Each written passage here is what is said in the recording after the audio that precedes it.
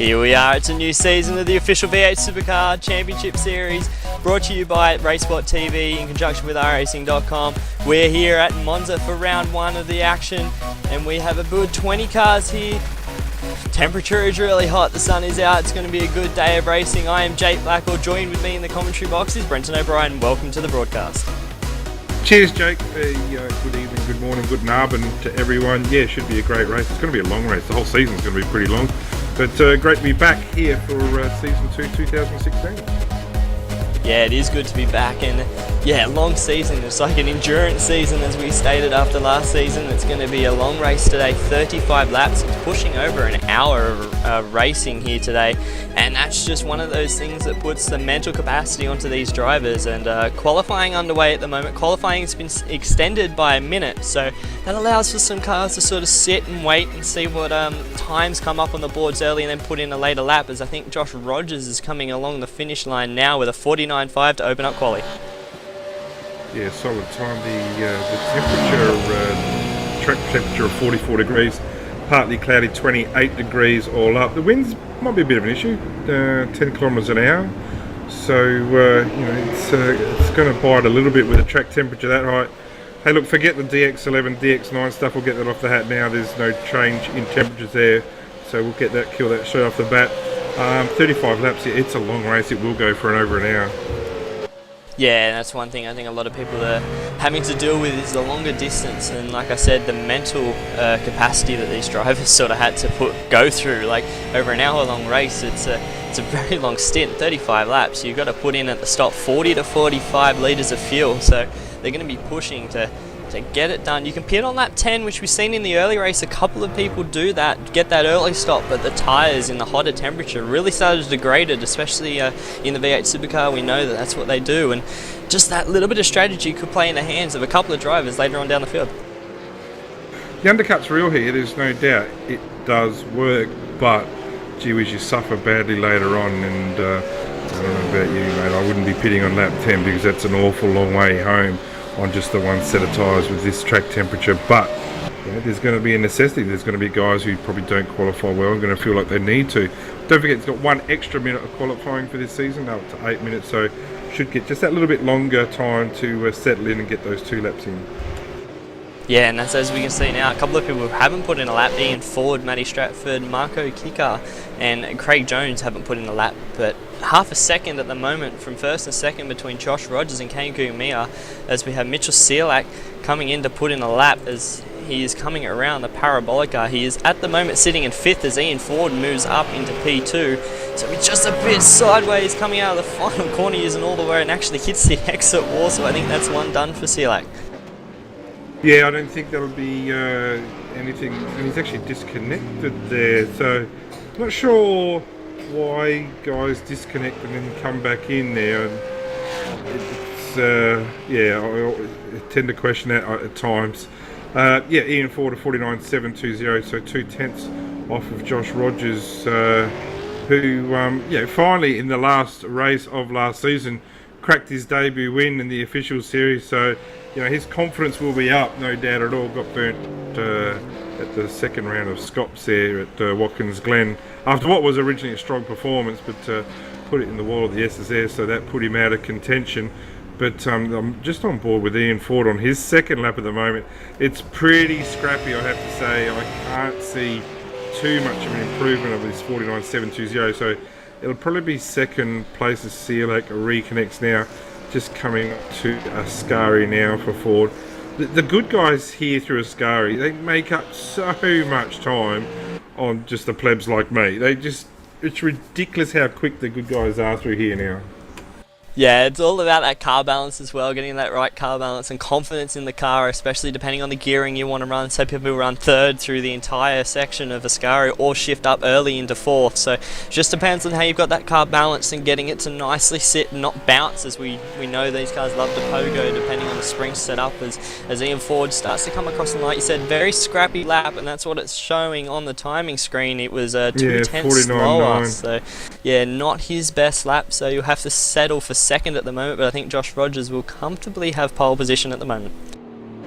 I don't think second, third, fourth really is that big an issue here. I really don't, because the draft is real. In you know, if you think that you're competitive enough and comfortable enough to sit behind, you know, guys like Josh Rogers, Ian Ford, like, you know, with Kane Kugelmeyer and Paul Garrell in fourth, the draft can just give you that little bit of extra fuel should you need it in the pit stop. But anyway, we'll see how we go.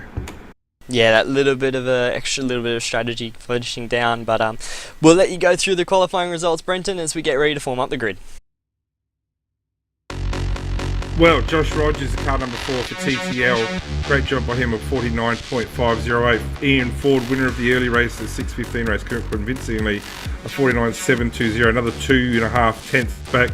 The ANZ car of Kane Kugelmeyer carrying the number 2 plate tonight, Kane. That just shows his consistent improvement. Paul Garrell from Kimi Rural Fencing, really a good driver in qualifying, a 50.299. Mitch Cielak. Dave Baxter for Redback Racing, a 50.683. Jeff Gauci.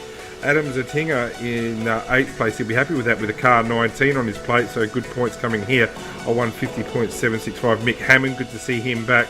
Cooper Murray changed midweek from Pro Racing to ANZ colours. Mick Cracknell down in 11th position. That is quite surprising. The STC, Mick Talajanak, Matty Stratford, Jason Quire, Wayne Kendall, Greg Sharp, Matty Jones, Craig Jones, no, not related, Todd Parks, and our European driver, Marco Kika, a 153.449 will round out the field of 20. Yeah, like you said, interesting to see Michael Cracknell down 11th. He had a strong showing in the early race, finishing in P2, so interesting to see. Maybe he made a couple of mistakes, but honestly, even if he gained a couple of tenths, he would have been up in 5th, so it just goes to show how tight that sort of mid-pack of this field is at the moment as some of the cars start to finalise on the grid. Yeah, so it's going to be a really interesting race, no doubt. It's going to be a long race, and I know the Sammy Sutton's commenting that ERA are copying TTL skins. Trust me, Sammy, it's definitely the other way around. Those ERA skins were out 2 weeks before, so no doubt taking the Terps there. But should be a good race, should be a solid race, and it'll be a close race too with the draft. Yeah, as we got a green flag here, so good start. A little bit of a secondary wheel spin from Josh Rogers, and he goes straight on the defence to block Ian Ford into turn 1. Kane Kugelmeyer on the outside, maybe going to hold off Ian Ford as they go down. It's Garrell having a late move down into turn 1 chicane. I think he's got it done. He's got that one done cleanly. He's going to hold the outside on Ian Ford, and he was going to drop into 3rd. So good jump there from Paul Garrell. It looks like the rest of the field's gotten through there cleanly.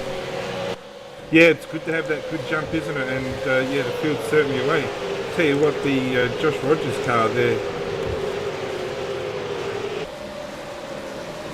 Yeah, they just lost Brenton then. So Josh Rogers got a great start and has jumped away, and at the moment he is pulling the gaps, and there's a couple of cars in the background maybe getting curb hops, losing some positions. I think that was Cielak, and David Baxter started in 6th and is working his way up. He's up into P4 at the moment, and he's done a great job with that. Cielak is just, Cooper Murray as well behind with Adam Zettinger, who's just pulled into P6 at the moment. So a couple of cars starting to sort themselves out, but there's a car behind, around in the background. I'm sure as to who that was. It looks like it was one of the Performance Motorsports cars. Yeah, it was Michael Talajanak back there. Yeah, so Talajanak having some early dramas there, so it was I just thought maybe some background noise. But yeah, the start's clean up the front there, and the ANZ car of Kane Kugelmeyer certainly hasn't dropped off early pace here, but it's a little bit spread there, isn't it? But yeah, Talajanak certainly carrying some problems there. That will end his race. Yeah, definitely an unfortunate spin on the early laps. It's Cooper Murray down the inside of Paul Garrell, looking to take the Bible off of him. He's just got the inside, a little bit of sideways as well as behind us. Cielak behind Zettinger, just getting a little bit loose as they go side by side. Baxter's made a great start from P6 on the grid to be 4th. He's done an excellent job there. He's got it done, but as Murray and Paul Garrell behind him, it's just going side, they're just close there. It's under brakes. I think that was, wow, Garrell sideways. We got a car on his roof. That is Cooper Murray has been hit, and he's on his roof. Yeah, not the greatest start for the ANZ guy tonight. Like I said, he changed even that car is absolutely toast. I'm just going to have a look to see what happened there. Just got in too deep, took too much curb, and he's absolutely chopped Adam Zettinger there. So I'm not sure if he realised Adam was there, but he's turned right into the side of Adam. Not sure what kind of damage is to Adam's car, but Cooper Murray's car looks like it's had enough for the day. Yeah, as we've had a lot of cars around in the turn 2 chicane, there was just cars everywhere. I think Jason Quire was spun around. I'm unsure as to what happened there. There was just cars all bunching up. I think after the turn 1, there's a lot of damaged cars out there right now, and just moving it all back up is out front. It's still Josh Rogers. He's got a nice comfortable lead of about 1 second, 1 to 1.5 seconds over Ian Ford with Kane Kugamir in third. Yeah, and I think Adam got a shortcut from being... It's been on... You can't help the iRacing rules there, can't you? But from Coop running into the side of Adam, that generated a shortcut. So that's not only cost him a bit of damage to the side of the car, it certainly cost him time as well. Mick Cracknell, we're going to keep an eye out for him. Really surprised with his early pace. It was 11th on the grid with a 1 minute 50.8, making some ground through the field now, and he's got Paul Gorell in his sights at the moment. So Paul Gorell's also dropped down. We saw Miss Sealak's got some damage to the rear of his car, and David Baxter. Love what Dave is bringing to the table at this race. 6 on the grid, car 14 now up to 4. Yeah, definitely. After the couple of cars now making their way up and through the field after the early little couple of incidents. But yeah, David Baxter doing a strong job right now in P4 with Sealak with that rear end damage. But Cracknell already up into P7. He will be wanting to make the most of this early bunch up of the field to get as much as a positional gain as he can. But he's just struggling at the moment. He's in the draft of some of the cars, but he's got to make this work done early, otherwise he just won't be able to gain on the cars in front, and that's one of the things that he won't want to be doing. But out in front, Ian Ford looks like he is closer. It's visibly closer between him and Josh Rogers out in front. The hyper-stimulated TTL Ford Falcon, it looks like he just lost a little bit of pace this lap. Unsure what's going on, but the draft at the moment is helping Fordy close the gap. Yeah, it is. He's certainly got some early pace. He's just did the 6:15 race. That incident with Cooper Murray and Adams, I think, has actually ruined Adams' race completely. So he is out of the race now. I would imagine that would be steering damage to the front of that car, and that TTL car, it's looking a bit skittish over those bumps. And someone's mentioned that it looks very much like an ERA car. Yes, it does, but the sponsor wants those colours on the Hyper Simulator set, so great to have sponsors on board. Won't ever say bad things about that. That's a fantastic looking livery for sure on that TTL car. But you know, a 1 minute 51.38 a standing lap, 150.2. So last time across the track it was 1.1 seconds. That has come down considerably. I reckon Ian would be quite happy just to sit there and save a bit of fuel. Yeah, as he's closed the gap to 0.3 of a second, he gained 7/10 of a second there, and it's just as we look back, I think there is a car around David Baxter that was running really well in P4, and he's had an incident coming out of the final corner trying to figure out what has happened here. He's actually made contact with Mitchell Sealak, was on the inside, got a bit loose, and it's just taken the air away and got into him. It's around Baxter went, so unfortunate to see that happen so early on. Yeah, also Ian Ford made a mistake into turn 1 as well, almost lost the back end completely. So that was able to give Josh a little bit of a gap there, and also make Kane Kugelmeyer in the car 2 ANZ Simworks car make gains as well. But these three have just streeted out, and they're going to need to, because Paul Gorell showed some genuine pace in the first race, as did now a recovering Mick Cracknell from 11th on the grid, already worked his way up into 6th place. Oh, just it's going to be a lot of work though. Pit stop, probably going to need about 45 litres. So yeah, there is an amount of strategy will come into play. Yeah, that's one thing that these guys have to take into consideration is when they'll come into the pits, and especially with the pace that Gorell and Cracknell have, they may want to come in that little bit early, but like we were saying, the tyres just wear out so quickly in the hotter weather, and just having that longer final stint really hurts the car, especially towards the end. And that's where some guys who do that longest first stint and come in a little bit later can get that benefit from guys who try and undercut you just because they don't have the tyre wear towards the end. You can make moves simply just out of sheer aggression and sheer no tyres left on the car, and be able to get the positions made. And this little pack starting to form up between Sealak, Gorell and Cracknell. Sealak does have some damage, so that won't help him, especially with the two in the draft behind him. Yeah, I'm just having a look at the damage on Mitch. It doesn't look like it's got any front end damage, or certainly lost the, on my screen, certainly lost the back end of that car. I don't think it's going to make a massive straight line difference as we've got Paul Grell doing a nice little move here under brakes in the turn one. That will probably stick, I'd imagine. Yeah, good driving by all there. Mitch actually just backed out a little bit, made sure he didn't tag. What that's going to do though is set Mick now up in car number 3, the ASM STC Motorsport car, for an opportunity here to pass in the second chicane. Yeah, he's having a look right now. He's going to just, they're both on the defensive move there, and he's just thought better of it going into the second chicane. He maybe could have had a look, but just stuck in behind him. Selak is actually going to start having another crack at Paul Garrel. I don't think he'll have a move going into the first Lesmo. Actually, he does. He puts it down the inside into the first Lesmo, and they're going to run side by side, no contact. A little bit of sideways action right there from Selak, and he pulls in behind him as he just comes through the second Lesmo, and they're just going to run it out down straight. He would definitely have the straight line speed as being in the shaft of Garrel. Yeah, your TS sounds a bit ordinary at the moment there, Jake, so you might want to get that sorted. Hang on. But, yeah, Mitch Selak and Paul Grell, they're going to lose a bit of time there, no doubt, from what they do, but that's been pretty good battling. Yeah, side by side as it's just coming through Ascari, and Selak's now on his outside. He may still be there.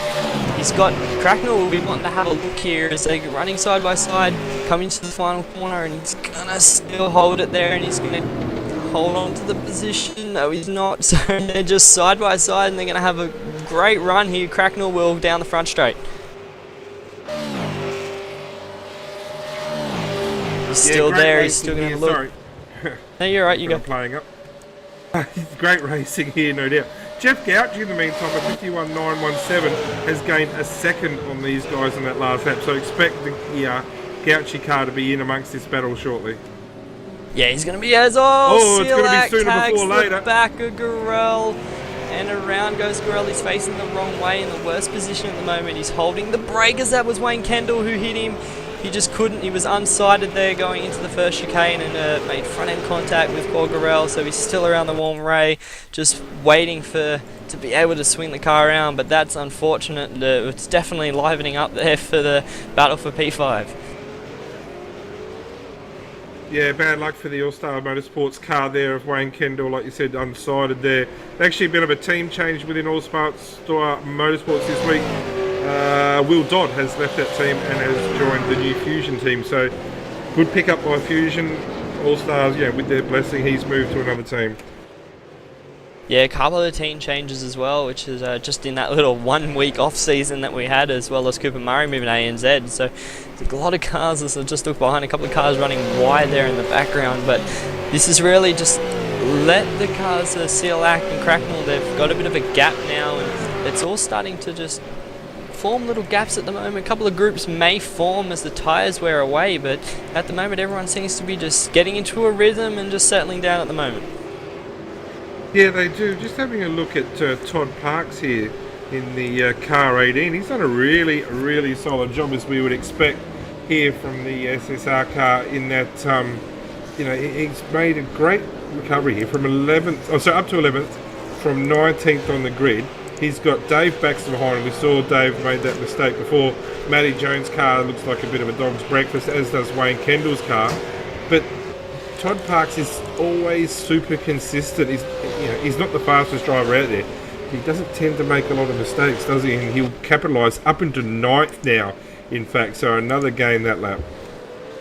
Yeah, he's doing a solid job at the moment, and that's what you need to do. I think with these longer races, especially being the entire season will be mainly long races, I think it's more about being the endurance type of drivers will be coming out here, not the sprint ones and that. And if you can have a good endurance sort of strategy with these longer races, you can gain positions, and Todd Parks is definitely showing that. Started 19th, there's been a couple of incidents, and he's capitalised on them, and he's got a clean car. That's one thing that you need to have, especially later on in this race. You'd rather have a clean car than something that you're trying to fight with steering damage or a little bit of aero damage that you may have, and it could benefit him later on in this race.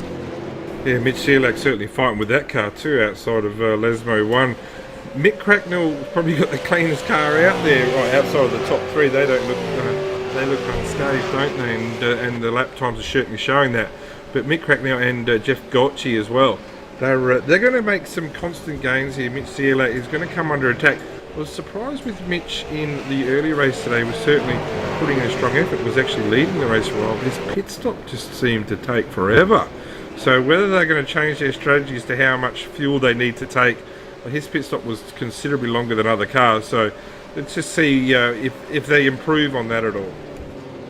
Yeah, that'll be one thing he'll want to be doing, especially where he's at the moment. He may not be able to gain enough ground on the guys in front, but he's got a hungry pack behind him, like you said, of Michael Cracknell, Jeff Gordsey, as well as Michael Hammond. So those 3 drivers behind him, they can easily jump him with that little error in the pit stop that he could have again. And if he can just get his fuel numbers right and just benefit as Crackers has a look, he's just filling up those mirrors of Silac going into turn 1. He's just making him know that he's there, but a little bit of strategy that will play out. I don't think he'll want to pit as early as he did the last one, because it definitely hurt him towards the end with tyre life.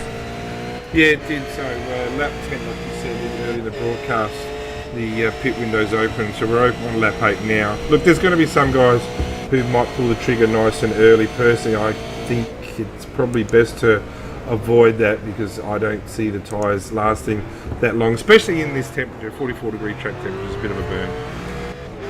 Yeah, it's definitely hot, and the tyres just can't, they don't like this heat. And we've seen in the early race, I think it was 47 degrees in the early race, so doing the 25 laps at the end on those tyres, it was just death. And the time's shown that some people were running in the 1 minute 52s, and just the tyre drop off was just considerable. And you don't want to have that in this sort of a race. You need to conserve those tyres and try and benefit towards the end. That's where people make those little mistakes, thinking let's get a strategy gain early on, but it doesn't help you in the later stages of the race. And that's where they need to just keep a cool head. You may be like Cracknell right now, running behind Silac. He may think maybe the early pit stop, getting that undercut may help him, but towards the end it may be a little bit bad.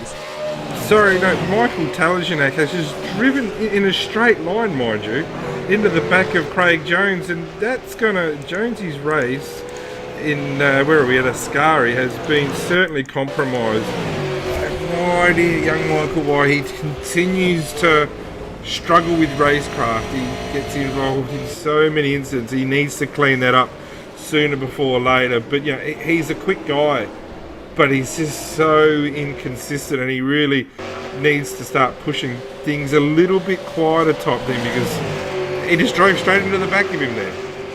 Yeah, I just went back and had a look at that, and that was, bump drafting gone wrong. I don't think it was. It was, very much inconsistent to what I would like to see, and that's something that he needs to clean up. The racecraft we know he's fast. We've seen it in a couple of the Americas races as well. He was very quick, and just needs to clean it up and get that all right. But at the moment, he's just got Adam Zettinger behind him, who I don't think, who's a lap down actually in the damage that he had earlier on. So we'll see how he keeps going on through this race. But yeah, that was not sportsmanlike at all. Yeah, I would have thought also there would have been a good chance to redress that. That doesn't look like it's going to happen. So, yeah, disappointing there. And, I think Michael was running as a privateer not so long ago. So, obviously, now it got himself into a team, and congratulations for that. But, gee whiz, I hope that team have a chat in his ear and say that's not what Hendlick Industries want to be seeing on their cars, is driving into the back of other cars. So, hopefully, Mick, you get a chance to have a look at this broadcast, have a look at that replay, and just clean that type of thing up. Yeah, it's definitely something that needs to be cleaned up. But just as another matter of fact, we have lost Cooper Murray, I'd say, to mechanical issues. So Cooper Murray, first race out for ANZ, and it's not gone to his benefit. He did well in Scops. Is actually in front of Michael Cracknell. Mitchell Searle runs wide going into Parabolica, and it's benefited Crackers. He's got the inside line, he's got that job done, so the rear end of that car just doesn't look hooked up without the damage that he's got, and he's now just dropped down and given Crackers that fresh air that he may be able to just start to skip away. Yeah, well, I don't think Mitch is going to go down without a fight here as they enter turn 1. Really late under brakes. They go from deep into 300 k's down to about 60 k's an hour, so the brakes really effective there on the SDC and ANZ cars there. But these guys have really dropped off, haven't they? They're already 16 and a half seconds off of the top 3. The top 3 are closing in on each other, just for the record there. The top 3 now covered by just 3.5 seconds. So don't be surprised. It's going to be really strategic up the front there. Certainly now the pit window open on lap 10. You wouldn't want to be pitting now, and even if you did, you're going to be coming out in traffic anyway, so I don't think any of those top three will be pitting. They'll certainly be just shadowing each other. Yeah, I think they'll shadow whoever comes in, but if one of them comes in early, you may see the others try and dive in to follow them just to counteract that undercut, and it's one of those things that you don't want one of them to do. I think they're all hoping that they go long, but you never know, someone may see the strategy, especially Josh Rogers is actually catching that traffic of Greg Sharp at the moment, who must have had an incident on track, and he's just catching him now where he may just be like, maybe I can come in and get these fresh tyres. He's in that window now.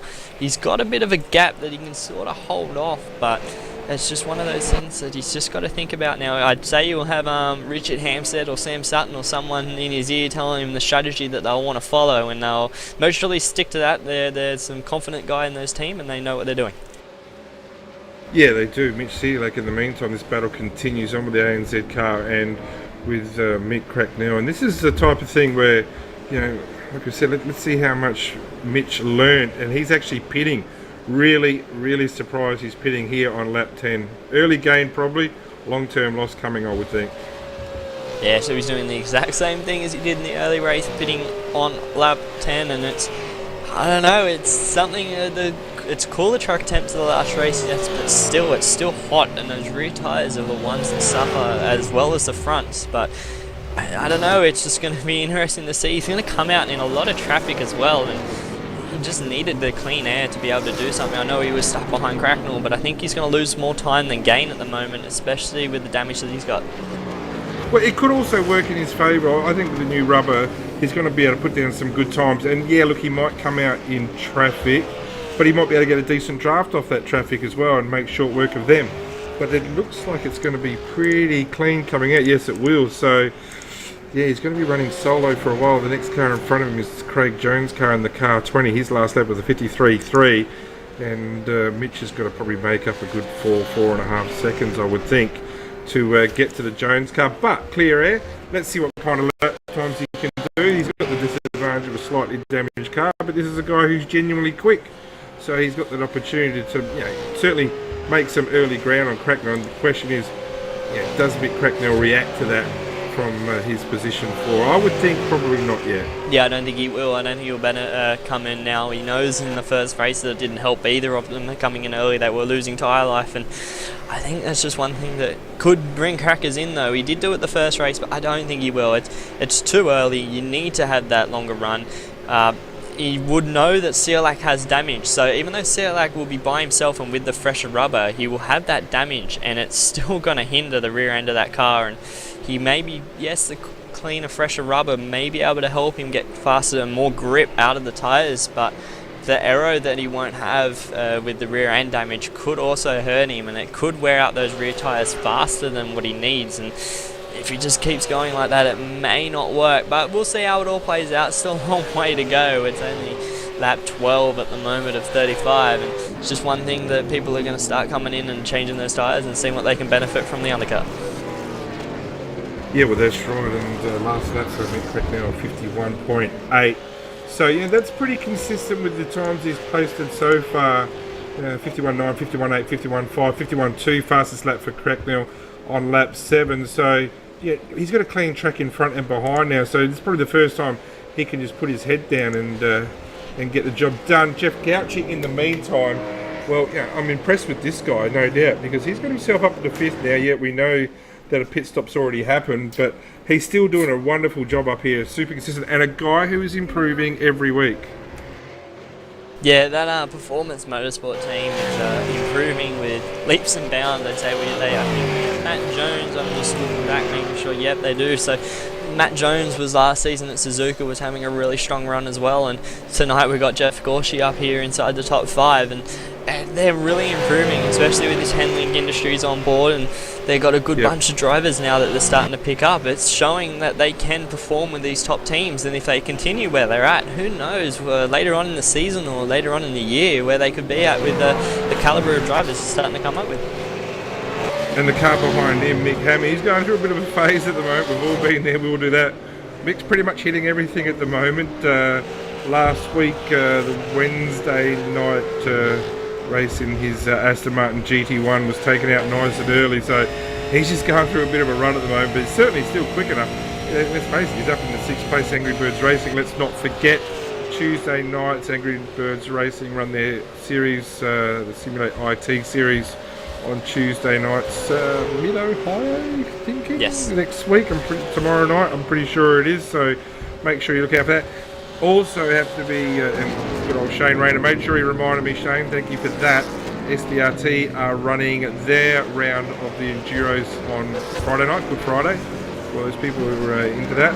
And that's a 4-hour race at mid-Ohio as well, so plenty of V8 action. Don't forget, on top of that, you've got the Wednesday night's OSR races, OSR Tuesday night development as well. Thursday night was last Thursday, round 1 of the Formula Renault series here in Australia, and that was a massive success there. What do we have, 120 something cars? Yeah, huge field. That Riley, yeah, huge field, competitive field. The F1 pro Riley Preston actually was able to win that race for ERA, but what was a really clean race and good splits. Tell you what else happened though on the Sunday night, SEK, round 1 of the GT3 SEK series last night. 200 nominations for that, so that's a fantastic effort and a good race done there as well. Yeah, there's some good racing on the Australian series at the moment with all the leagues going on, but also we've got this battle. I think this is Marko Kicker, the international that we got from Finland in this race at the moment, number 5 on the car. He's running right behind Paul Garrell, who has got a lot of damage from early on, and I think that will be helping him as he's running around here down in 14th, which is not where he'd like to be. He'd like to be up where he was, battling in that top 5, and he's just struggling, so is Marco. It's both sideways through Ascari there, and just starting to get his... it's good to see the internationals coming and joining us for some Australian V8 supercar action that is definitely running. As I just got information that Ford and Kugemeier are in the pits at the moment. Well, this is interesting. Ford's going to come out considerably ahead of Kugemeier there, so definite gains there made by Ian Ford. Where does he come out? Does he come out in the clear track? He's going to have JQ come out in front of him. Also, Mick Talajanak in front of him. And I Quire's blown his motor. Blown an engine. Yep. Jason Quire has just blown his motor right in front, so that is unfortunate to see that happen. He's one of the mechanical bugs going down into turn 1, obviously downshifted a bit too early and blew up the motor. But yeah, Ford and Kugemeier coming out in traffic. He may be able to get this one done for around the outside Talajanak, and if he can get that one done, he'll have some clear air in front of him. He moves over really deep into the brakes going into turn 2, and he's going to get that one done. Yeah, so he's already cleared that traffic now. Next car in front of Ford is the fellow ERA driver, Adam Zattinger, so wouldn't expect too much grief. And then way up the track, Wayne Kendall. So whether Ford gets to him before Wayne and Todd Parks up in front do their pit, what we need to see now is Josh Rogers. Does he react? Yes, he does. He pits, he reacts. So that's an interesting thing. It made Rogers react early than I think he would have wanted it, to cover off Ford and Kugemeier coming in early, and we'll see what happens here. Ford and Kugemeier, yes, they had that undercut that they could gain, but how much will they gain? They were about 3 to 4 seconds, I think, behind at the start of the stop, so it will be interesting to see how much time they actually will have gained, especially with the pit stop time coming out now.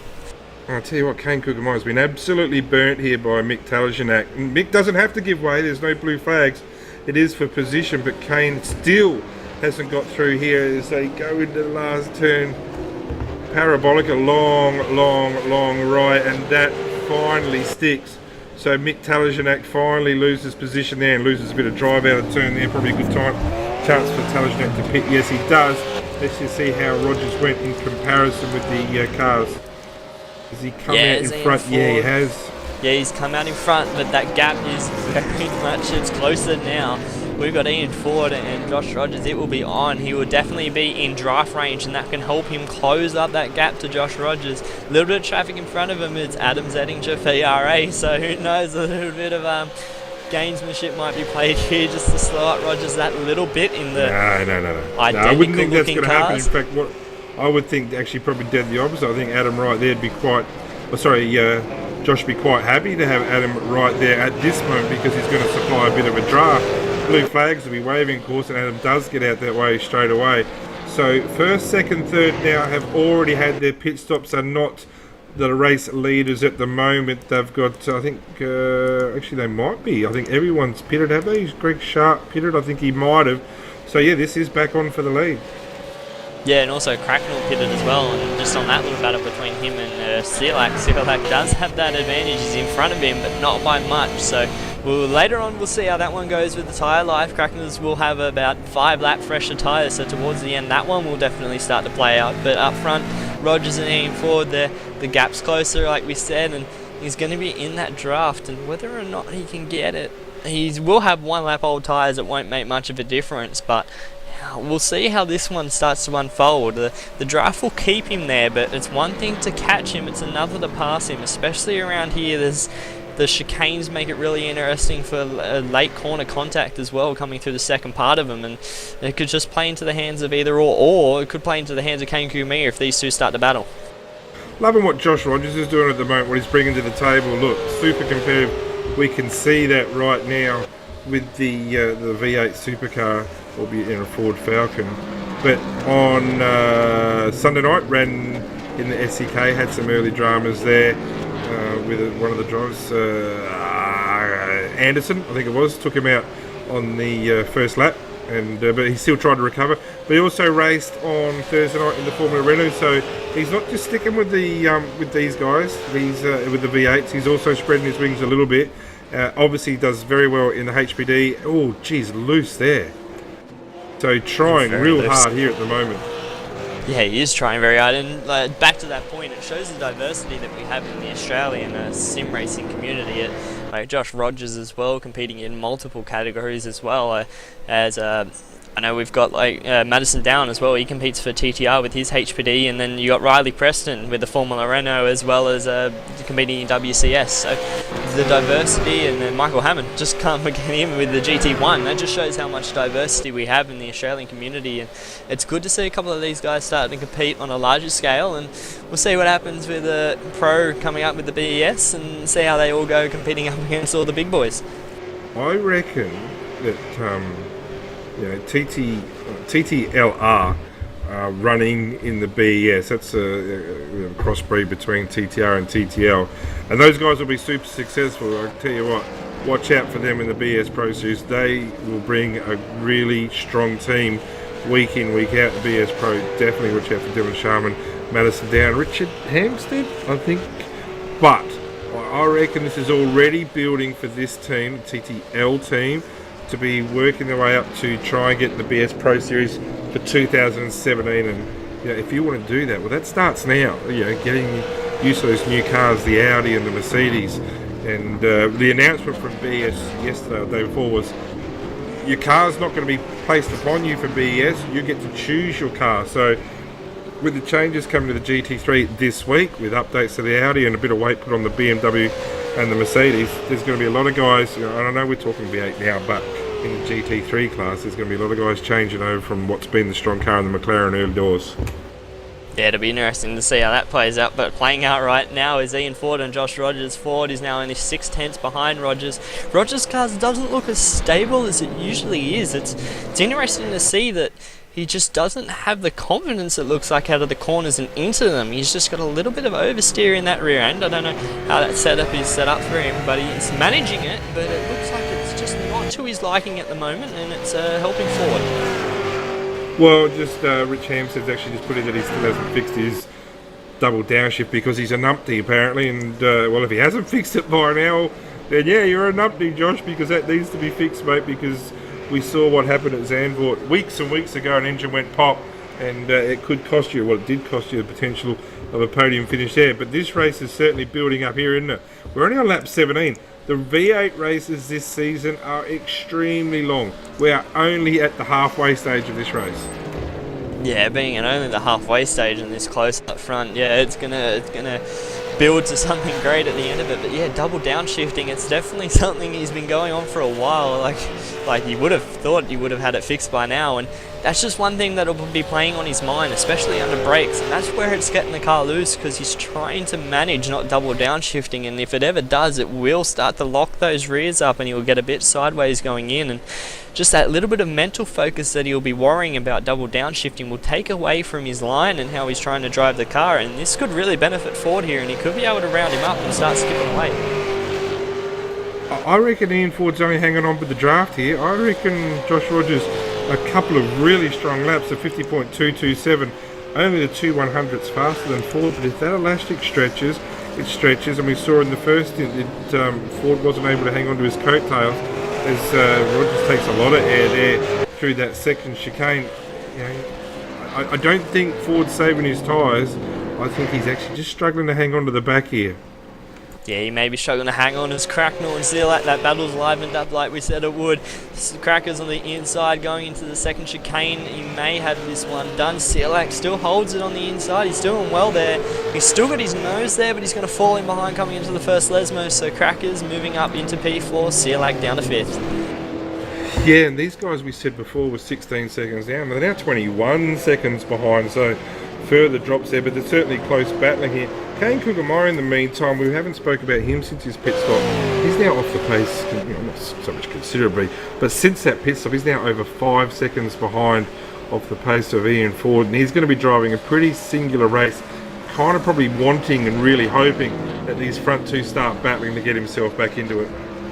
Yeah, that's the only thing that Kane can really benefit from now, will be those two battling. I think he's lost that draft, which he has considerably lost that draft, but I think just being that so far behind now, he can't follow them for braking markers, get that little bit of benefit that he would have, and he's just going to have to sit in his lonely third spot and hope that something happens out front. But just in the meantime, it's going back to Sealak and Crackers. It's on again, and Sealak just trying to get that car hooked up in the rear. It's got no rear end, and he's just benefiting from just this toe at the moment, trying to keep the car stable. He may be able to have a look down into turn one, but I think he's a bit too far back at the moment. Yeah, he is at the moment, but he's still there and thereabouts, isn't he? And it's going to be on to the end here, but I just, you've got to look after your tyres at this stage. There's still a long way to go, and I know you were saying before that Ian Ford pitted that one lap earlier and it's not going to make much difference. I reckon it will. Come the end of this race, 44-degree track temperature, it will make a difference. Yeah, and especially with this Cracknell and Sealak battle, he was 5 laps Crackers' fresher tyres than Sealak, so that 5-lap gain that Crackers will have on tyres will definitely benefit Crackers, and it's just one of those things that at the moment with Sealak, just no rear end at the moment. He's holding on for dear life. These two had a good battle in the early race today as well. They had a late coming together. Sealak just was late on the brakes and locked the rears and just got it into the front end or the door of Michael Cracknell, and they ended that battle there with Cracknell benefiting from it and finishing second with Sealak in third. But they've got it back on again this one, and if Sealak can just keep a hold of him, I don't know whether the tyres will hold in towards the end though. No, well, that's just going to be a battle of setups. Tyre pressure is obviously important as well, isn't it? Both these guys ran in the early race, so they'll know what to expect. So did Ian Ford. Josh Rogers didn't race in the early race, but he looks like he's got genuine pace no matter where he goes. Kane Kugamaya also, and if you look at the lap time here as Ian Ford crosses the strike on the end of lap 19, a 50.5 compared to a 50.2 from Josh Rogers, 0.3 of a second is fairly significant. And Ford is probably having to drive that car harder than he needs to at the moment to make that ground. Yeah, well, that gap's now been pushed out to 1 second, so that elastic's starting to stretch, like we said, and he's really pushing that car in forward. He was running a little bit, not the same pace as he was running in the early race. He was running a bit slower. Obviously, the tyre and the heat was a bit higher, and he didn't have the pressure to run a bit quicker. But it looks like he is really pushing that car around this track, trying to keep with Josh Rogers. And if he keeps doing that, like you said, the tyres will wear more, and he will lose it towards the end. He doesn't want to overheat those tyres, and as I've just had a look, and it looks like Sealak has had an issue into turn 1, and he has dropped miles away from Michael Cracknell, and that was unfortunate for Sealak, and it may have just lost that battle. Yeah, he certainly locked the rears. I'm looking at this battle here, 11th, 12th, 13th. Well, sorry, now 10th, 11th, 12th. I've just made a gain in the pits there. Todd Parks, we talked about him earlier. Wayne Kendall in the All-Star Motorsports, and Dave Baxter recovering, the Mackay guy. He's from Mackay, just like Blake Coppo, from Mackay in Queensland in the Redback Racing Falcon. Baxter, I think, pitted earliest out of all these three, so he was able to make up ground after the early incident, but certainly with Wayne Kendall and Todd Parks in front here, this battle's been going on for a few laps. We see the damage to to Kendall and to Bax's car.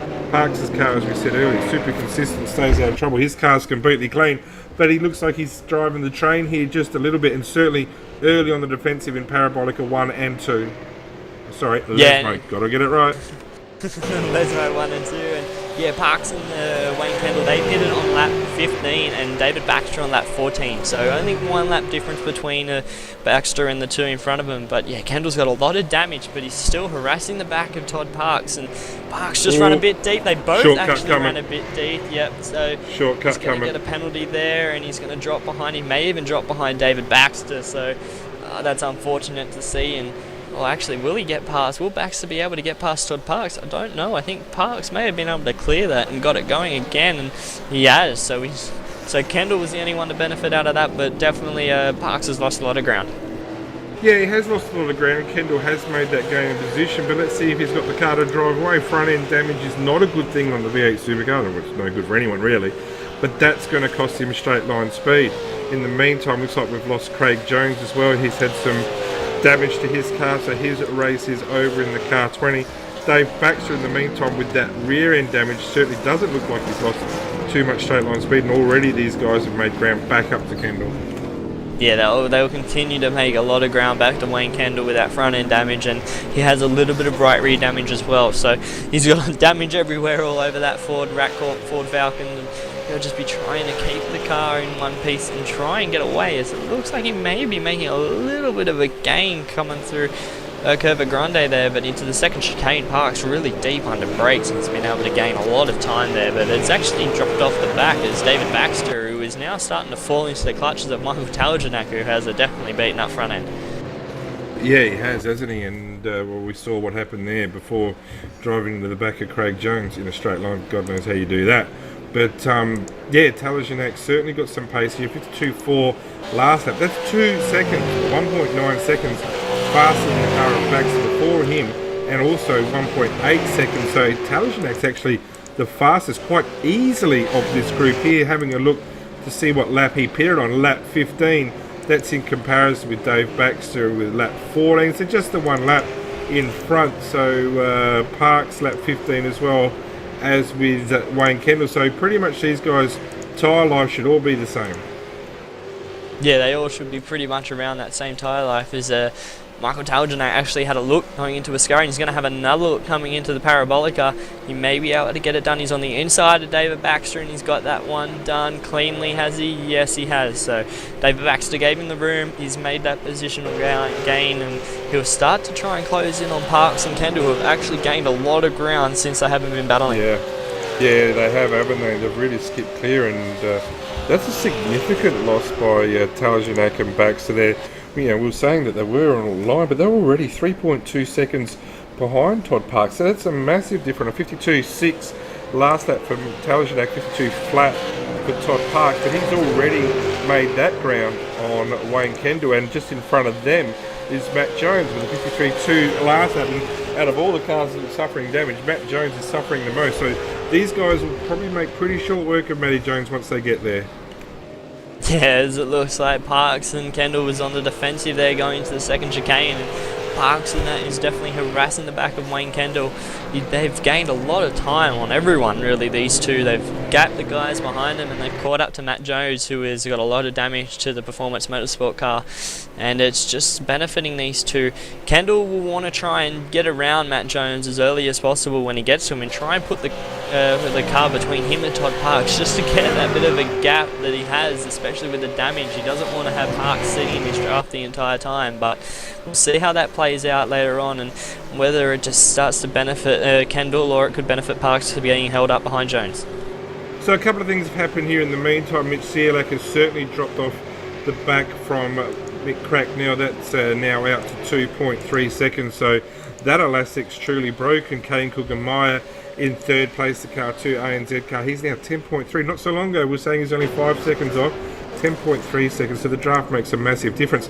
However, back up the front here, Josh Rogers has not skipped away. I got to admit, I thought that Ford was struggling to stay with him. Well, he's still there, only the 7/10 of a second down. So closest battle of the race right now is that for the lead.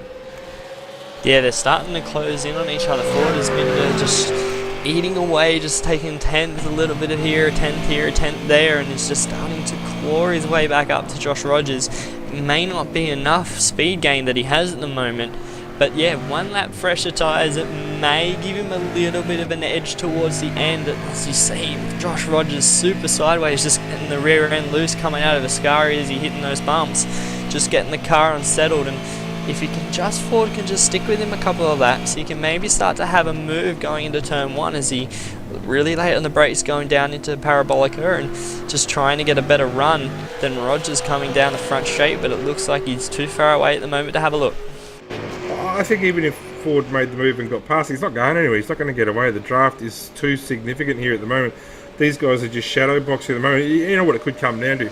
It could come down to who trips up and gets the shortcut. And you know, there's going to be jokes made about Josh Rogers at Montreal with the amount of shortcuts he had, but shortcuts were everywhere that race. So yeah, it could come down to some little minuscule driver error, maybe trying to be too aggressive on the exit of the Sky, seems to catch a few guys out, or also into the second chicane here, where you could just go that little bit too deep under brakes and your car gets unbalanced and away it goes. But this race at the front, it's close, but I don't think there's going to be a challenge for the lead.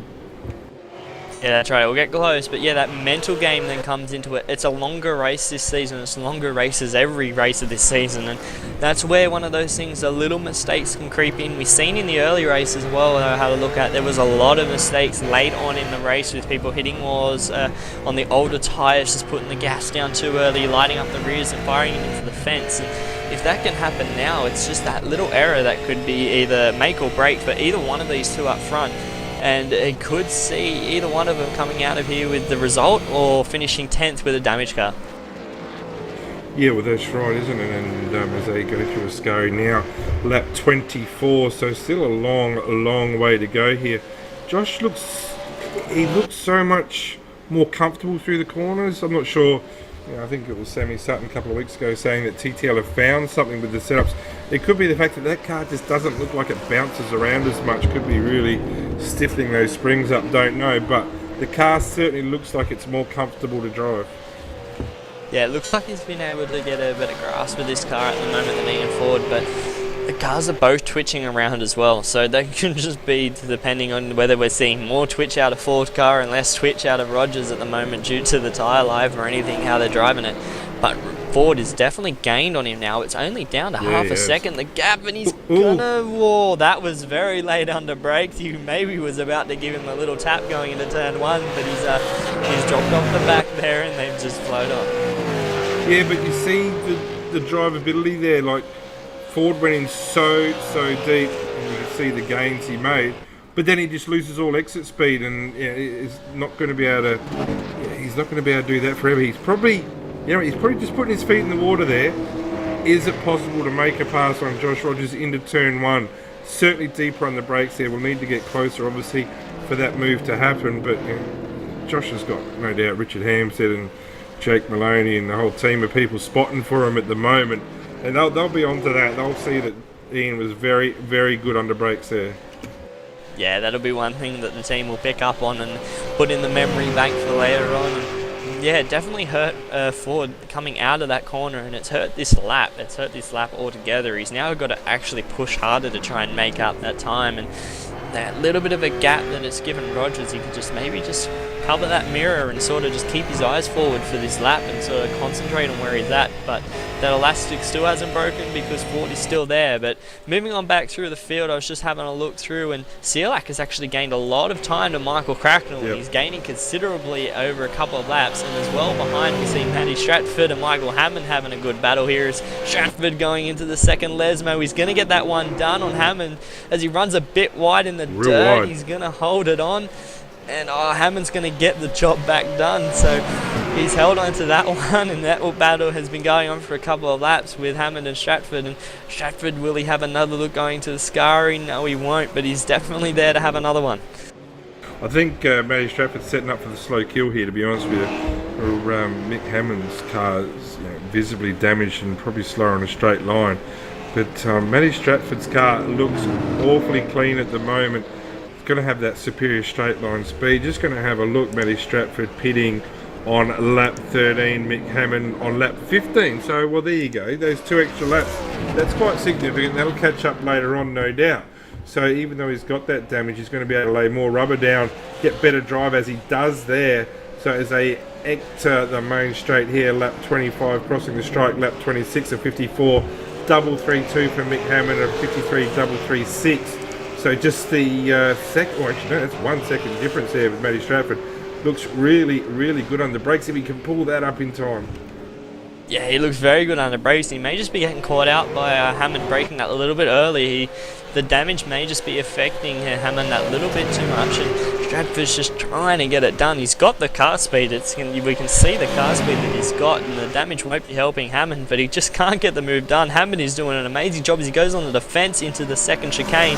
Stratford around the outside on the brakes. Is he going to get it held up? No, he won't, and Hammond hold on to it again. So the Angry Birds cars and Performance Motorsport, going hard at it right now. Yeah, going hard at the battle for this lead here as well. Ford's made all of that ground up and some more. He's now right on the tailpipe of that Falcon in front with the better drive out as well. Those rears on Josh Rogers' cars, they look fairly cooked. He's getting a lot of wheel spin on exit there. And Ford's in a fantastic position here. And if he's going to make a move, this is it right here, right? Whoa! Rogers has that's a... Wow, that's a that block. Yeah, that was a bit of a block, but I don't know whether Ford was actually... Oh, he's giving him a return of serve through the second part of the chicane. It's on here right now, these two up front. The eyes are red and they're just starting to beef and bash at each other, and wow, I wasn't expecting that. A little bit of a late move there from Rogers. You could have maybe left it open, but here we go. It's going to be on. Ford's eye is going to be right on. He's very late on the brakes into the second chicane, trying to make up that ground. Well, I'm just going to have a look at that replay. Yeah, that move was just... It was too late by Josh, and call it as I see it. If I thought Ian done the wrong thing there, well, he's done the wrong thing. But that move was way too late.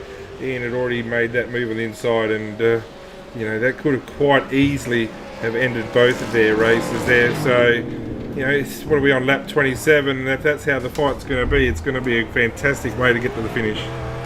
Yeah, what a way to start the season. If these two are going to race like that, it's going to be on. And yeah, a little bit late there it could have been. He could have moved over early and held that position, that line that he wanted to run, and Ford just had the draft. He's got the straight line speed at the moment, and he's got the braking abilities in that Maverick Holden.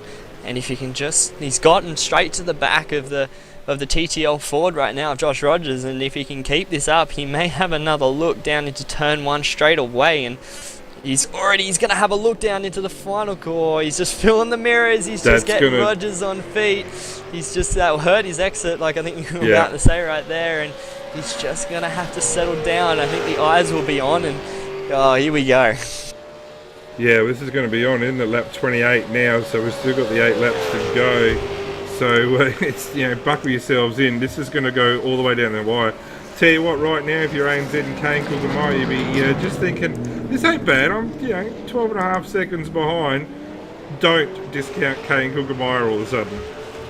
Yeah, don't discount him if these two come together and start spinning, and then we're wondering where he is. But just looking behind him, we've got another couple of cars. I think that was Jones.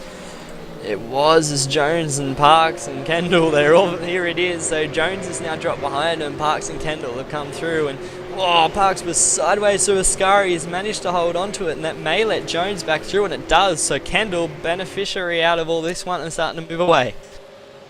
Yeah, Wayne's done pretty well, hasn't he? Started 15th on the grid. Now we're certainly locked into the top 10, and Matty Jones, well, we can see the damage on his car. Todd Parks, Mick Talajanak's dropped off, as has Paul Garrell. Well, Paul's got significant damage, but if we also go up towards Mick Cracknell and Cielak, this battle has been raging all race. Yeah, and it's having a look down the outside with Cielak. He wasn't going to get it done, and it looks like Cielak has far more pace than Michael Cracknell at the moment, and it was evident in the first race. They stayed together for the entire time, and looks like Ciolak was dropped off a lot of time early on, and he gained it back up straight away again. So he's dropped off again. He may be able to have another look later on in the next coming laps, but a little bit of running wide into the second chicane definitely hurt him at the moment. But moving up front, it's back on again. Rogers and Ford, it's always been on, and here we go. Ford looks like he's going to have a little bit of a better exit line through the final corner of the Parabolica, and coming down the front straight, he'll be in the draft. Wonder whether he'll have another look. I think he'll be too far back, but we do know that he has better braking capabilities than that Maverick Holden. And here he comes now. He's going to maybe not have a look. He's just going to sit in behind him at the moment, but he's very late on the brakes though, and this is going to be on. Yeah, it will be. I'll tell you what though, I reckon there might be a bit of aggro in both these cars though. No doubt that what Rogers did was wrong. I'm not going to say it was intentional, but that was a dead set block, and it could have ended both their races. And like you said, I think the wording was perfect. A bit of return of serve there by Ian Ford. You know, these guys have got to remember that it's a long season. You don't want to beach it now. You don't want to be losing potentially some good solid points. Kane Cook-Meyer, like I said in the background there, he's way off the pace now. He's 13.5 seconds down. He's lost another second that lap. Tell you what, if you're at Sportsbet right now, the car number 2's not looking that shaggy. Yeah, definitely it wouldn't be where you want to be putting your money at the moment, especially just floating around, just sitting there quietly while these two up front are just having a ding-dong battle, and it's just going to go down to the end. And one of the things that we're on lap 29, so we'll be coming up to start lap 30 by the end of this lap, and one of the things is now the tyres are starting to wear out more. We know Ford pitted that one lap early, and this is when it will start to benefit Ford, and it's seen. You can see his exits are so much more cleaner at the moment. He's got the eyes on, but he's gaining at the moment coming down the Parabolica, and I'm sure he may have another look going into turn 1. As he's actually, this is going to open doors again. I think Ford's braking too late at Parabolica, and that's costing him some speed, although this time he looks like he's going to have a fairly decent run, so keep your eyes here. This time Rogers has gone defensive early. That's fine, stick that, don't make two moves. Yeah, he's staying down there. Let's see what happens here. He's gone the big defensive block. He's going to run around the outside. He comes in Ford. We know his brakes are good. They've both braked really late, and Ford just dropped it in behind, just settle it down a little bit, and let's get on again. He may be able to get around Curva Grande here and have another look going down in second chicane, but I don't think he'll be close enough. And it's just one of those things, like you're saying, the points. It's a long season. The races are long. You don't want to hurt your championship season early and use one of those drop points right now. And if you use it now, you've just got to... you can't fall back on it as these guys are going at it. Josh has got to be careful here, because he moved twice that last time as well. I've got no doubt about that. I'll tell you what, if he does it again and Ford's close enough, it's going to get on, and we don't want to see that. This is race 1 of a long season. We want to keep it clean. Double movement, that certainly was there. Not sure what Josh is thinking there. It's not how he races. And I don't think at this stage, lap 30, I don't think it's a bad thing to lose the lead, because we know he's got the speed to get past again should he need to. That's right, and it's one of those things that you can sit in behind, and Ford's done it the entire second part of this stint. He gained it on the pit stop, and it sat behind him the entire time with the draft. I think the biggest gap we've seen in the second stint was about 1 second, and he's been able to keep it at that and then draw it upon it now where he needs it, where he's been able to conserve those tyres and maybe even a bit of fuel. He could have short stopped in that final stop just to gain that little bit of time, and at the moment Ford is in the box seat, but Rogers, it looks like that one extra lap less on the tyres that he's got at the moment is not helping him. Yeah, 40's car looks really, really good in a straight line, doesn't it? I know he's got the benefit of the draft here. That looks really, really good in a straight line now. Already, he's going to make a move. Oh, he got it down there. He got it down there. Let's see if he can pull it up, though. That's the big thing here. Will he pull it up? Bit of a squeeze. This is where problems happen. So that was fair enough. That was clean. Good driving by both. Didn't look like any car contact there. Race is definitely on lap 31. Yeah, race is definitely on. He got the nose down there, and Rogers couldn't block anymore. Otherwise, he knew he was going to be turned in the fence. But they kept their room. They got it down there. let's see, Ford going to have another look down into the second chicane. He braked early and held behind him, so just going to sit there behind and just flow through here in the second chicane, and he may have lost a bit of time there on the exit, but he's going to gain it all back up down the straights. Yeah, big blink there on the Rogers car, so that would have put Ian Ford off a little bit, having the car in front of him disappear for that half second there under braking. That's always a bit disturbing to lose your sight there of the car that you're battling with. But Rogers is holding on well here. That car's certainly got some good drive out of Lesmo's 1 and 2, and that's where he seems to make gains. If you look here though, through Ascari, this is where Ian Ford, he just seems to be able to hold a tighter exit speed as they go into Ascari here. Watch the exit of Ford in comparison to Rogers. Rogers generally right out wide. Oh, both sideways. Yeah. Oh wow, both of them were sideways there through Ascari as they hit that bump on the inside of the corner, and it just flicked both of the rear ends out. And yeah, like you're saying, the run that Rogers gets through the first and second Lesmo is what gains him that little bit of a gap where Ford can't have an attack down into Ascari. But he's been able just to get he gets a better run through Ascari and a better run out of the final turn, the Parabolica. He's able to have a good run into turn 1, so I think this will be where the move will happen. Yeah, it will, and it's not going to happen this lap, and it looks like everything's just settled down here, lap 32, so the 4 laps to go. Ian's just got to make sure he concentrates on the exit here. We can see that he goes deep, but we can see now also Josh has put his cards on the table as to how he will defend that should Ford get on the inside. But you know, that can work the other way around too. Ian might be able to drive around the outside of Rogers. But at the moment, this is a great race. This is a fantastic start to season 2 of 2016. Yeah, this is a great start, and if the long races keep producing this, I don't know, maybe we like the long races. I know for a fact I don't like them at all.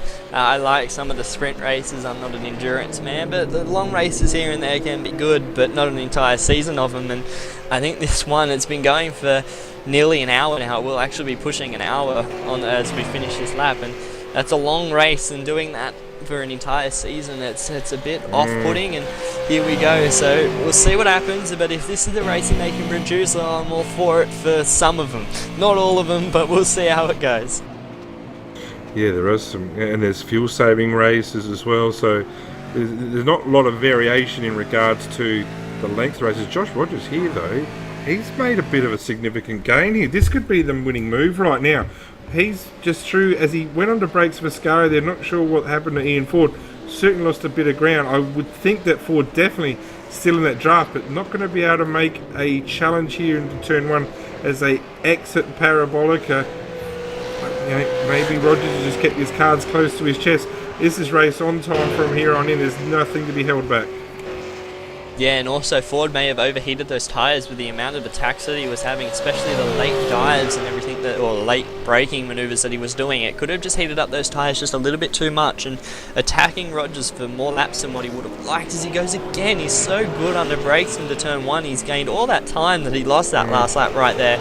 He even got the drive out of the second part of the first chicane, and he's going to have a good run going through Curva Grande into the second chicane.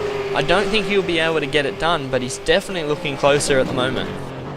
Kane Cook at my 15.1 seconds back is he's looking like he's not going to be able to get this to stick, is he? You know, like you said, relying on these two having a bit of a get together. But Josh Rogers at the last lap and a half certainly looks like he's settled down a fair bit.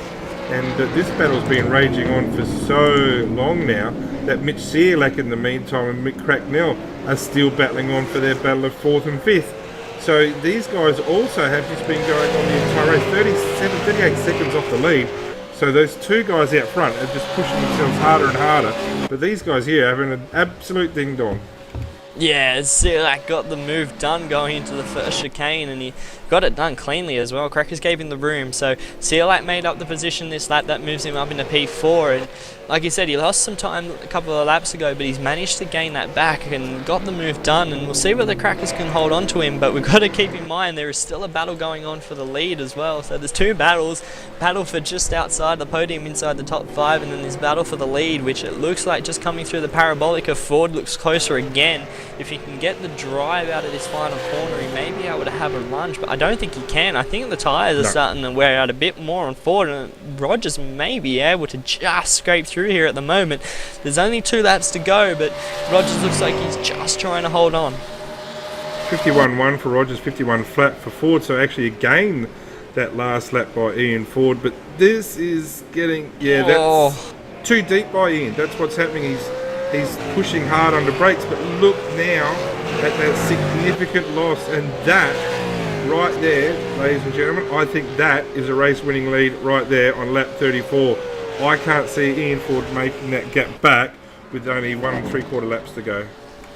Yeah, I think that's it for this battle for the lead. Ford would need to pull out some quali laps to be able to make up the ground, and on the tyres that he has at the moment, I don't think he'll be able to do it.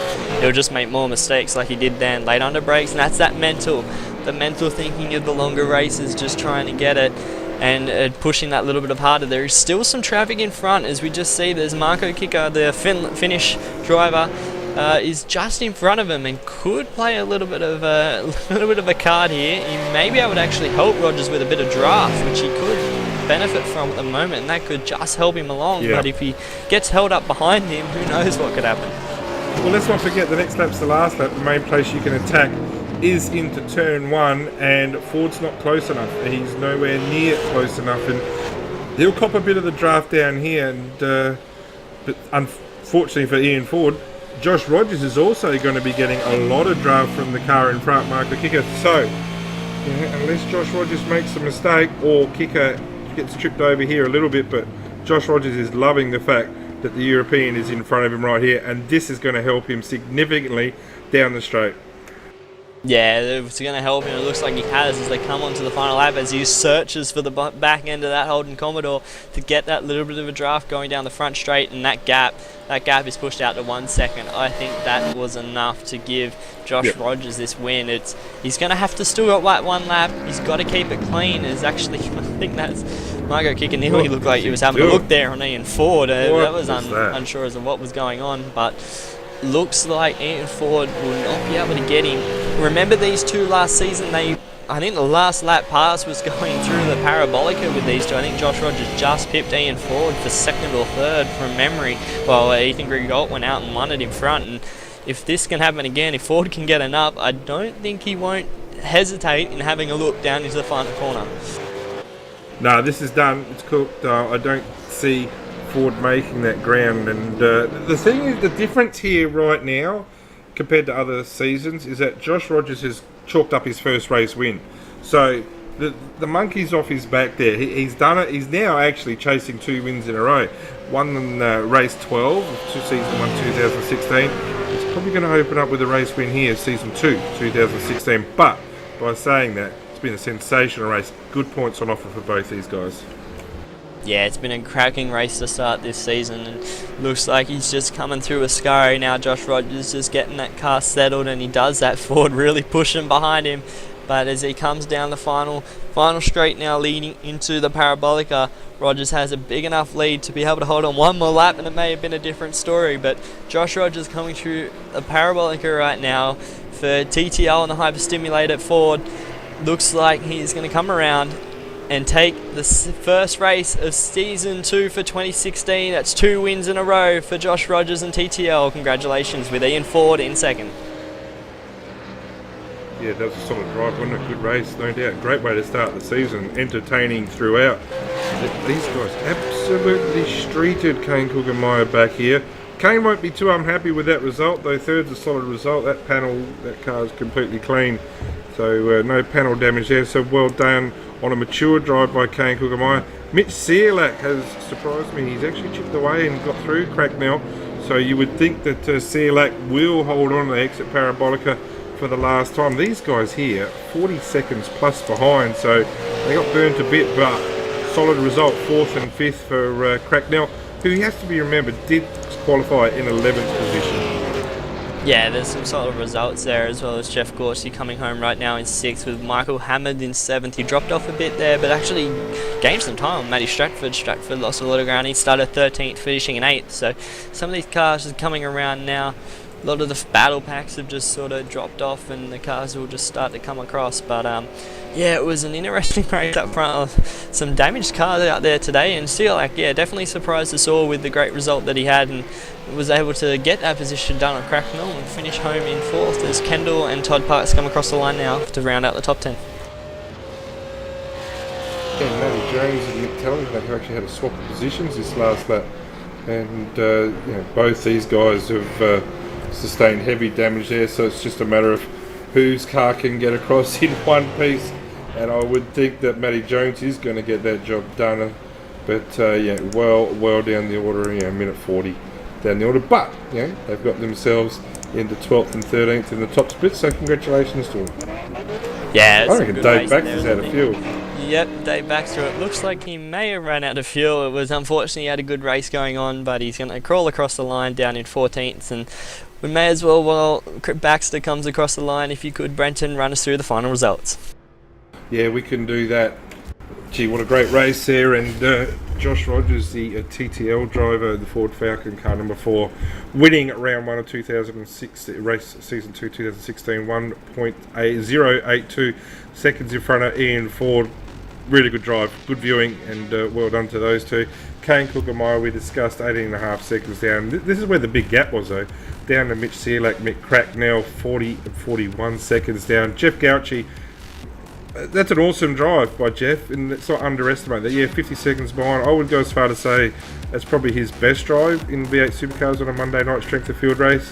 In 6th place, Mick Hammond saw that he had dramas early on. Matty Stratford, 1 minute 10 off the lead. Wayne Kendall, 10 seconds behind him. Todd Parks, Paul Gorell, we saw the dramas that he had from 4th and grid. Matty Jones, Mick Talijanak, Dave Baxter run out of fuel. Marco Kicker got himself to the finish line, started last, got himself to 15th. Greg Sharp, Adam Zatinga issues, DNF, Craig Jones DNF after getting Liberace by Talijanak.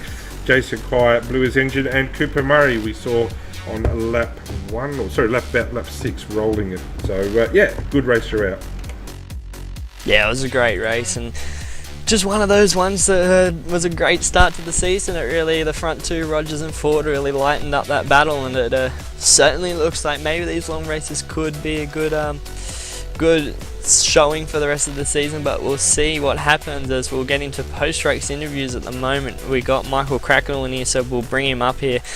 Michael Cracknell, congratulations on a 5th place finish there. A great battle there with Searlack for the entire race, and looked like you had one of those cars that maybe just wasn't to your liking in that race tonight. Yeah, hey guys. Car wasn't real pleasant at all. Towards the end of the stint it got really slippery, and particularly in the rears. Like, this track's really hard on rears, so I struggled with it towards the end, and let Mitch by as well, and I was kind of on the edge of maybe not making it on fuel too. So 5th is okay. I qualified pretty badly in 11th, so I just sort of sat back for the first 5 laps and let everyone sort each other out and just make my way through.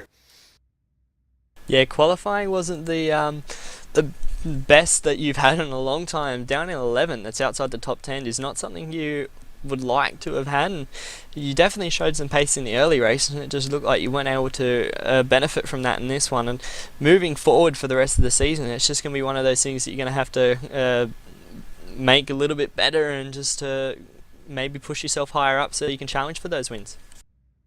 Yeah, exactly. Like, qualifying hasn't been my strong point for quite a while now, and every time I sort of put myself in that position, it's always going to be so much harder work to try and get to the front. So once I sort of got myself up to around 4th or 5th, the top 3 were gone. Yeah, it's hard, especially this track, especially if you lose that draft, you sort of lose the pack, and that's what happened. So next week we move to Mid-Ohio. I think it's been a while since we've been there. What are your thoughts on that for a 40-lap race around there? 40 laps around there. I don't mind the track. 40 laps though, that's almost an endurance around there, so we'll see how we go. I don't mind the track, so I'm looking for another top 5 at least. Yeah, longer races this season is just going to put the stress on everyone. So anyone you'd like to thank before we let you go? Yeah, just thank everyone at SDC and sponsors KSW Painting, SS Owners Club, and also RaceSpot for doing the broadcast. You guys do a good job. Cheers for that, Crackers, and we'll let you go. Congratulations on a great top 5 today in 5th position. Good racing. Let's hope to see you next week. No. Next, we'll move to Ian Ford, second in this race. So Ian Ford, great race there. You finished in 2nd position on the podium. I don't think that was the result you were looking for. You had a great battle there with Rogers. You were all over the back, made a little mistake there on the second to last lap, and it hurt you in the end. Yeah, it was definitely not the result I was looking for, but you know, it's still a good result to start the season. I didn't end up upside down like I did in the Americas race, so that's always a bonus. And yeah, I think I was just trying to shove the tyres a bit too hard in the last 3 or 4 laps and just cooked them a bit, and that all came to fruition in the first corner on the second last lap there, where I just ran it in too deep and couldn't get it turned. But you know, quite happy with the car for tonight. Yeah, it looked like you just later on in that stint it just started to get away from you there, but able to pull it back. Longer race, I don't think we're all it's a long race, and that's definitely put it to both of you and Rogers to hold it up for the entire stint. Yeah, it was the car handled quite well over the long race, and even the long stint. I think I did like 20 laps there at the end. The car was doing quite good. I can't wait for some of the more longer races during the rest of the season, like at Bathurst and those sort of places. That's always quite good. Have no idea where we're heading next week, but I'm sure it's going to be quite annoying to do a long race around there. But yeah, it was just one of those things. Can't wait to race against some better drivers and better teams that actually know when to block and when not to block. Yeah, well, next week you're moving to Mid-Ohio, so 40 laps around there. That's going to be an interesting one, and hopefully you can maybe move it from here to the setup that we got over here. Just try and get the car to work a bit better for you over there at Mid-Ohio. Yeah, definitely it should work quite well there. We've got a fair bit of traction out of the rear of the car this week, so hopefully it translates to Mid-Ohio. It's going to be quite a long race. You said 40-something laps. That's pretty annoying for Mid-Ohio. It's just one of those tracks that drags on and on, like there's no real places to rest. But yeah, I'll just give a shout out to my sponsors, GTI. They've come aboard. Excellent pedals. The throttle pedals definitely helped out picking up the race start, so I'm no longer like 3 or 4 cars back by the start of the race. And Maverick Welding for jumping on board and doing their thing. Awesome sponsor. Well, cheers to that, 40. Congratulations on a great result tonight, as we'll move on to our winner today, Josh Rogers. So Josh Rogers, congratulations on P1 today. Great battle there with Ian Ford, and that longer race certainly was able to bring a feisty battle to the end. Yeah, that long race definitely spiced things up. Tyre drop up was a lot more than I expected.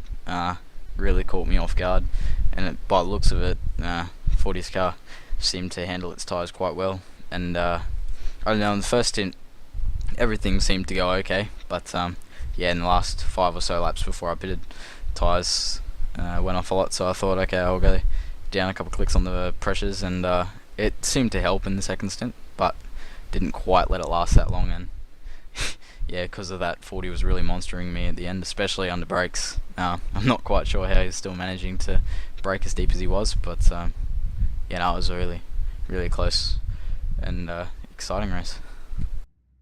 Yeah, it was definitely one of those things we've seen. Want to ask you about that little bit of defensive moves that you were taking down into turn 1. Was that just one of those things that you just were pushing on the inside, or just putting it right there where you could to try and block that run that 40 had? Yeah, I was trying to defend him as much as possible, really, without trying to, I don't know, I guess, be unfair. But yeah, no, I wasn't really focusing too much, and then all of a sudden I see him in my mirror, so I thought I'd move, but it was a little bit too late. I'll apologise for that. Wasn't really my greatest bit of driving, that's for sure, but at least we came out of it unscathed. Yeah, it was a very late move. I think it was just a bit later than what you were wanting to do, and it just caught him off guard, caught both of you off guard, I'd say, where you both were nearly into the inside fence. It would have ended both of your races. But moving on to next week, you've got 40 laps around Mid-Ohio. I don't know whether you'll be here for this one, but that's another long race and a long tiring race at that one. yeah, another one of those long races full of, I don't know, I guess you could call it an endurance season this season. But yeah, I might try and make it for the next one. We'll see what happens. But yeah, Mid Ohio is a fun, good track. Always promotes good close racing, much like Monza. And yeah, 40 laps around there surely will be a treat for everybody. Yeah, definitely the endurance series that it is. But congratulations, second win on a trot after winning Montreal as well as this one. So congratulations on that. And anyone you'd like to thank before we let you go? Yeah, cheers guys. Just thanks to TTL and Hempstead for doing the numbers tonight. That was really helpful, considering I came into the race as usual unprepared when it comes to that stuff. Also huge thanks to Hyperstimulator. They make some ripper rigs, and if you want one of those, go check out hyperstimulator.com. They'll hook you up and do a great job. Cheers for that, Rogers. Congratulations on another well-deserved win today, and next week hopefully we get to see you at round 2 as we'll see what happens there. And Brenton, what a race, and hopefully Mid-Ohio, it's going to be a 40-lap one, and it's going to be a long one at that. Yeah, it will be a long race, and yeah, if the rest of the season goes anything like that between young Josh and Ian, it's going to be an absolute corker, no doubt, and looking forward to seeing what the next 11 weeks can bring. Yeah, that's right. 11 weeks left of the season. It's only round 1, and it produced that type of racing. So I think we'll leave it at that. And that was round 1 of the official V8 Supercars iRacing.com Championship, brought to you by RaceSpotTV. That was director Hugo Louise and Brenton O'Brien joining me in the commentary jocks. I am Jake Blackall, and we hope to see you all at round 2 for 40 laps of Mid-Ohio. Thank you.